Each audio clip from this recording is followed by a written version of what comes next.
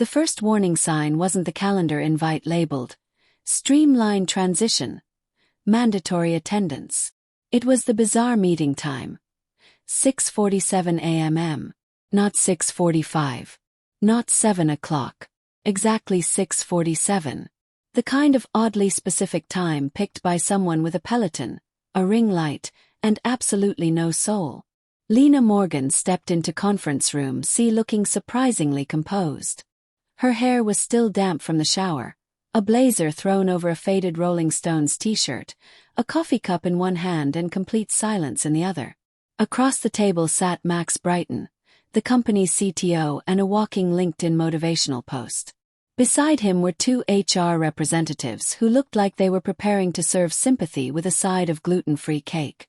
"Lena," Max began, flashing a polished corporate smile, "you've been an important part of our journey. But as we continue modernizing our infrastructure, certain legacy roles naturally evolve." HR Karen immediately followed, reading from what sounded like a carefully rehearsed script. "This is a redundancy-related separation. It is not based on your performance." Max leaned back with a smug grin. "The software replaced you. For simple words. No appreciation. No gratitude. No offer to keep her expertise. Just the smug confidence of someone convinced he'd automated away years of experience with AI and a few management buzzwords." Lena didn't respond. She simply tightened her grip around her paper coffee cup until the plastic lid bent under the pressure. "Before we continue, if you're one of the many people enjoying these stories without subscribing, now's a great time to fix that. Your support keeps these stories coming and helps fuel our endless supply of caffeine." Now back to Lena. Karen slid the exit packet across the table as casually as if she were handing over a gift card instead of ending someone's career. Lena flipped through the pages. First page, second page, then page 4. That's where she saw it. Her termination date. Exactly 2 days before her contract's automatic renewal clause would take effect. That wasn't a coincidence. They were trying to beat the contract. "Any questions?" Karen asked cheerfully, making another note that probably read something like, "Employee remained calm during termination." Lena slowly lifted her eyes toward Max, studying him the way an engineer studies a failing security system. "I wrote the license," she said quietly. Max smiled even wider. Either he hadn't heard her, or he thought it didn't matter. "Absolutely," he replied. "And we truly appreciate everything you've contributed. That's why we're bringing in the new team next week. We'd like you to spend your final day walking them through the system. It shouldn't take more than a few hours." She gave a slow nod. Every muscle in her body fought the urge to reach across the table. Instead, she stayed perfectly still. The meeting ended the way bad breakups always do. Forced smiles, awkward silence, fake sympathy, and an uncomfortable handshake. Lena walked out carrying the folder in one hand, and a storm of anger hidden beneath her calm expression. She didn't cry. She didn't slam the door. She didn't threaten revenge. She simply returned to her desk, signed in one last time, and opened an encrypted personal note. She typed only one line. "License trigger 9. Activation countdown. T-46 hours." By the time the office lights shut off that evening, Lena had already secured everything that truly mattered.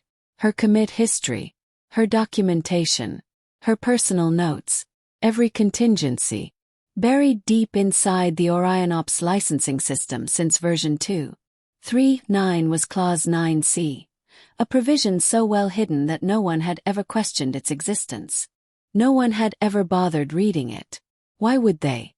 It looked exactly like every other block of boring legal boilerplate. Termination of employment immediately revokes the deployment license. Automatic renewal does not apply following involuntary separation. Activation credentials become invalid upon HR revocation. No grace period. No reinstatement. Corporate legal had approved the clause 6 years earlier without asking a single question. Once again, nobody paid attention to the woman who had built the very system they depended on. Soon enough they would. The exit interview smelled of peppermint, printer toner, and forced professionalism. The air conditioning was turned so cold it felt like sitting inside a morgue, as if freezing the room might also freeze everyone's emotions. Lena sat across from a young compliance officer, who looked like she'd rehearsed compassion in front of a ring light. She flipped through paperwork with the exhausted expression of someone scrolling Netflix for something she'd already watched. "Let's review your separation checklist," she said brightly, treating the process like a routine formality instead of the slow dismantling of 10 years of Lena's work. Laptop returned. Access badge surrendered. Company phone sealed inside a padded envelope. Her dignity already packed away by people who believed software could replace experience. Lena quietly signed every page she was given. Each signature felt less like paperwork and more like carving another line into the career she'd built at Corvallis. Every checked box marked another ending. Every forced, "Thank you for your contributions," sounded as hollow as placing flowers on an empty grave. "Just a reminder," the compliance officer continued, tapping a glossy document with exaggerated seriousness. "Your NDA remains active for 3 years after your departure. That includes proprietary architecture, client databases, system logs, and any administrative credentials you've had access to." Lena blinked once. They spoke as though they were protecting secrets from her. The irony was almost funny. She wasn't merely familiar with the architecture. She was the architecture. She designed the framework, created the database structure, wrote the functions, and built the entire foundation they were trying to warn her about. From the corner of the room, Karen smiled over her energy drink. "We're excited about the transition. Our new partners from Hydro T will be taking over Orion Ops maintenance next week. They'll bring a fresh perspective." A faint smile crossed Lena's face. "They're going to need one." The compliance officer completely missed the sarcasm. "They're an excellent team," she replied. "They've already suggested containerizing the deployment layers to simplify the AWS rollout." Lena tilted her head. "Interesting. I hope they enjoy kernel panics." No one laughed. At exactly 2:16 p.m., the clock rolled over. The precise second Corvallis officially changed her employment status from active to separated. That timestamp would be stored across multiple production servers, HR databases, and one private encrypted Git repository Lena maintained under a project titled Good Luck Max. "Listen." She leaned back, opened her bag, and pulled out the severance agreement she'd received during the so-called streamlined transition meeting. Flipping through the pages, she stopped at an amendment hidden deep inside paragraph 14. 3. The clause transferred all future rights to derivative work and post-employment architectural royalties directly to Corvallis's holding company. "Nice try." "I'm declining the severance," Lena said calmly, sliding the agreement back across the table. The compliance officer looked confused. "I'm sorry. I won't be signing it. The amended clauses are unacceptable." "But you'll lose the payout," Karen replied, clearly shocked. Lena gave a small shrug. "I'll survive." Legal barely reacted. "That's your decision," one attorney said with complete indifference. Lena simply stood up. No dramatic speech.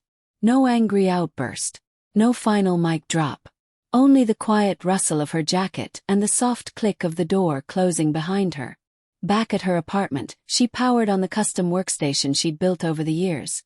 A machine every bit as carefully engineered as the system she'd created for Corvallis. She opened a secure license management interface that she herself had designed years earlier, one the company didn't even know existed. She entered the exact timestamp of her termination, uploaded the official separation notice, authenticated using her internal Orion key, which would remain valid for another 17 minutes. Then she scrolled to a field labeled Orion Ops License Auto-Renew Override. Her fingers settled on the keyboard. Then she began typing. She typed a single word. Nullify. Then she pressed save. Registry updated. License status. Expired. Verification pending. Activation rollback. Scheduled for T+9 hours post-separation. Lena leaned back from the desk, walked into the kitchen, and poured herself a whiskey over 3 ice cubes. Meanwhile, somewhere across town, Max Brighton was probably celebrating with one of his overpriced protein smoothies, giving another speech about how disruption is essential for innovation. Lena took a slow sip. Let's see how he handles my version of disruption. By 9 a.m. the next morning, she was back at Corvallis carrying nothing more than her visitor badge and an expression of absolute patience. The company wanted one last favor before she left. A knowledge transfer session. As if a decade of experience, late nights, and impossible deadlines could be compressed into a 30-minute presentation between catered sandwiches and corporate small talk. She stood at the front of the conference room while a cheap projector buzzed beside her. 5 newly hired engineers sat around the table in matching hoodies, barely paying attention. The one closest to her, Travis, whose confidence clearly exceeded his experience, kept his noise-canceling headphones around his neck while scrolling through his laptop. Lena advanced the presentation. Slide 6. This is the traffic arbitration layer. It isn't documented very well, so pay attention. If you deploy without adjusting the mutex weights inside the scheduler, the system will deadlock under heavy load. Without even looking up, Travis raised his hand. We're probably rebuilding everything on AWS anyway. Microservices, containers. The whole platform. Lena smiled. Good luck recreating multi-node failover from scratch. Especially when one of those nodes doesn't actually exist. Several heads lifted. What? It's a protective spoofing layer, she explained, moving to the next slide. I built it during the logistics outage back in 2017. At the time, most of you were probably still searching online to learn what a semaphore was. Silence. A few awkward keystrokes echoed around the room. One engineer quietly wrote protective spoofing in his notebook as though he'd just heard the name of a magic spell. They weren't truly listening. They assumed every problem could be solved with Stack Overflow and enough confidence. What they didn't understand was that software isn't just code. It's context. And they were walking straight into a system whose context only one person truly understood. By lunchtime, the so-called knowledge transfer had turned into little more than guesswork. Travis was watching YouTube in another browser tab. Another developer proudly suggested moving every logging service into Firebase. I hope your uptime agreement survives that decision, Lena muttered under her breath. At 1 p.m. she returned to her old desk one final time. Most of her belongings had already been packed away, but she sat down anyway. Some rituals deserved a proper ending. Her company credentials were still active because IT hadn't bothered disabling them yet. She signed in and opened the OrionOps master commit history. In years. More than 14,000 commits. Every major system carried her fingerprints. Rollback routines. Fail-safe mechanisms. Even the hidden April Fool's Easter egg that displayed a cat gif inside the administrator dashboard. She checked out the latest production branch. OrionOps Production v9. For 2. Then created a clean export. Every Corvallis logo disappeared. Every license header was replaced with the copyright belonging to her own company. Nightingale Systems LLC. A business she had quietly registered in Delaware 5 years earlier. Waiting. She compressed the archive. Encrypted it. Then encrypted it again. Finally, she emailed the package to a secure Deaddrop account. The subject line contained only 2 words. Legacy load. No one else would ever read that message. Maybe someday another company, one smart enough to value her properly, would. The room fell completely silent. She opened the internal badge administration console, entered her credentials, and navigated to the user management page. Deactivate user. Lena Morgan. Her cursor hovered for a brief second. Then she clicked. Access deleted. Clean. Final. No alarms. No dramatic warnings. Just the quiet severing of the digital connection to the system she'd spent years keeping alive. As she walked toward the exit, Max appeared in the hallway, sipping another bright green health drink. Heading out? He asked casually, as though she were leaving work a little early. She never slowed down. I'd wish you luck, she replied without turning around. But I think you're going to need something better than that.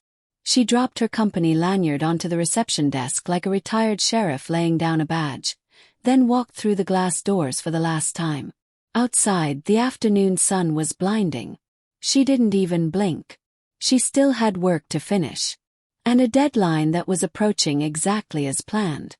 The truth about revenge is that it never appears overnight. Grows slowly, quietly, patiently, like rust beneath polished steel. And Lena had been preparing for this moment far longer than anyone at Corvallis ever realized.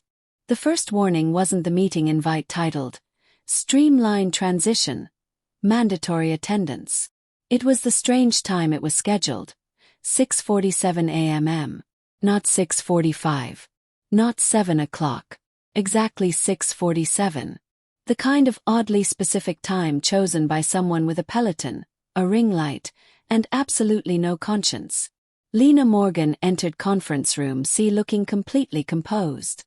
Her hair was still damp from the shower, a blazer thrown over a Rolling Stones t-shirt, coffee in one hand and quiet confidence in the other. Across the table sat CTO Max Brighton, flanked by two HR representatives wearing the same uncomfortable expressions as people serving sympathy with corporate branding. Lena, Max began with a polished smile that carried no warmth. You've been an important part of our journey. But as we modernize our infrastructure, some legacy roles are no longer needed. Char quickly followed her script. This is a redundancy-based separation, not a reflection of your performance. Max leaned back and smirked. Software replaced you. For simple words. No appreciation. No acknowledgement of the decade she'd invested. Just a smug remark, like someone proudly announcing they'd replaced years of experience with ChatGPT and a microwave. Lena remained silent. She simply tightened her grip on her coffee cup until the plastic lid cracked. HR slid the termination packet across the table. Lena calmly flipped through it. Then page 4 caught her attention. Her termination date. Exactly 2 days before her contract's automatic renewal clause would activate. They weren't just firing her. They were trying to beat the contract. Any questions? Char asked cheerfully. Lena slowly looked at Max. I wrote the license. Max smiled politely, clearly assuming it meant nothing. We appreciate everything you've done, he replied. That's why we'd like you to train the new engineering team next week before your last day. She gave a small nod, holding back every ounce of anger. The meeting ended with awkward handshakes and rehearsed sympathy. Lena walked back to her desk without saying a word. She logged into her system one final time and created a private encrypted note. License trigger 9. Activation countdown T-46 hours. By the time the office emptied that evening, Lena had already backed up everything important. Her documentation, commit history, recovery notes, and contingency plans. Hidden inside Orion Ops since version 2.3.9 was Clause 9C. Nobody had questioned it. Nobody had even read it. It looked like standard legal boilerplate. Termination of employment automatically voids the deployment license. Auto-renewal is not permitted following involuntary separation. Activation expires immediately upon credential revocation. No grace period. No recovery. Corporate legal had approved it years earlier without a second glance. Nobody listened to the engineer who built the platform. Soon. They would. The exit interview felt cold. The room smelled of peppermint toner and forced professionalism, while the air conditioning made it feel more like a morgue than an HR office. A junior compliance officer worked through the checklist with practiced indifference. Laptop returned. Access badge. Company phone. Into the envelope. Lena signed each document quietly, every signature feeling like another chapter closing on 10 years of her life. The officer tapped another form. Your NDA remains active for 3 years after separation. That includes architecture, client data, logs, credentials, and proprietary information. Lena barely reacted. They were warning the very person who had designed the architecture they were describing. She built the system. She knew every function, every dependency, every weakness. Char smiled again. Our new partners at Hydro T will take over Orion Ops maintenance next week. They'll bring a fresh perspective. Lena smiled faintly. They're going to need one, the compliance officer proudly added. They're already planning to containerize everything and migrate the deployment to AWS. Lena tilted her head. Interesting. I hope they enjoy kernel panics. Nobody laughed. At exactly 2:16 p.m. her employment officially ended. That timestamp was recorded across multiple HR databases, company servers, and one private encrypted log she maintained herself. She reached into her bag and placed the severance agreement on the table. Then she turned to paragraph 14. 3. It quietly transferred future architecture royalties and derivative rights to the company. Nice try. I'm declining the severance. Char blinked. You'll lose the payout. I'll survive. Legal simply shrugged. That's your decision. Without another word, Lena stood and walked out. Back in her apartment, she powered on her personal workstation, a machine she'd built herself over the years. She opened a secure license management portal that nobody at Corvalex even knew existed. She entered the exact timestamp of her termination, uploaded the separation notice, entered her internal authorization key, still valid for another 17 minutes. Finally she reached the field labeled License Auto-Renew Override. She typed one word. Nullify. Then click Save. Registry updated license status. Expired verification scheduled. T+9 hours. She leaned back, poured herself a whiskey, and smiled.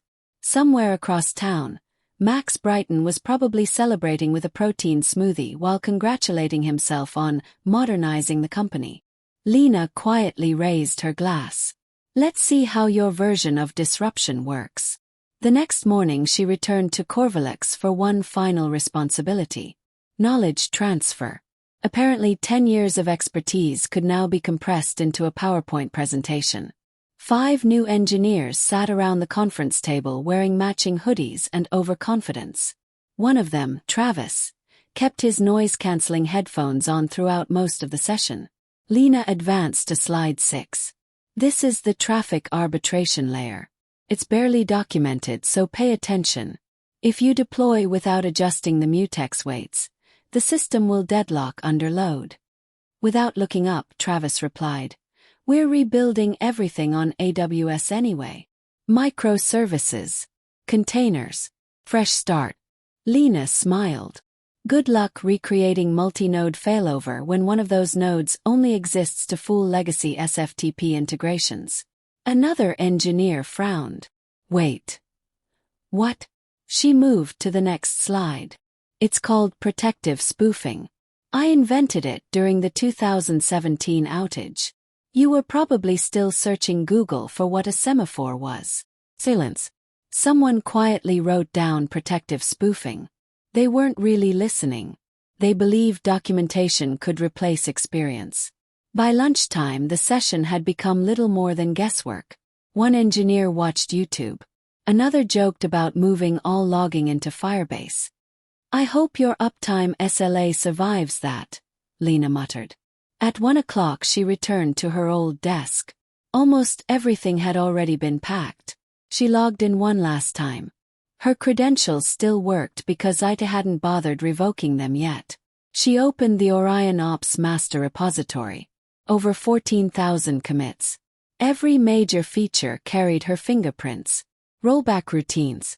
Failsafe systems. Even the hidden April Fool's cat animation in the admin dashboard. She exported the latest production branch. Removed company branding. Replaced the license headers with Nightingale Systems LC, a company she'd quietly registered 5 years earlier. The archive was encrypted twice and sent to a secure dead-drop email account. Subject: Legacy load. Then she opened the badge administration panel. Selected her own account. Clicked. Deactivate access. No drama. No alarms. Just one quiet click that permanently disconnected her from the system she'd kept alive for a decade. As she walked toward the exit, Max passed her in the hallway holding another green smoothie. Heading out. She never stopped walking. I'd wish you luck. But I think you'll need something stronger. She left her badge at reception and walked out into the sunlight without looking back. It wouldn't throw an error. It wouldn't log a warning. It would simply expire. The verification check would return false, sending a silent cascade through the entire stack like an embolism moving unnoticed through a bloodstream. By the time anyone realized something was wrong, nothing would be working, and no one would understand why. Lena leaned back, propped her feet on the coffee table, and opened the Corvalix blog. At the top of the page, Max Brighton's polished, perfectly filtered face smiled beneath another polished PR headline about the future of Orion Ops. Gratitude for the past. Excitement for the future. A bold new era of automation. She read every word the way a military strategist studies an enemy's propaganda. As we embrace automation, we're grateful for Lena Morgan's years of leadership and foundational work. Her grace and professionalism throughout this transition have been inspiring. We wish her nothing but success in her next chapter. Grace. Professionalism. Lena let out a quiet laugh into her tea. They really believed she'd walked away with nothing more than a thank you card and a yoga mat. What they hadn't noticed was that she'd disappeared from every social platform. Her Twitter account was silent. Her LinkedIn profile had gone dark. Her GitHub activity had frozen completely. To everyone else, it looked like she'd vanished. But Lena wasn't disappearing. She was watching.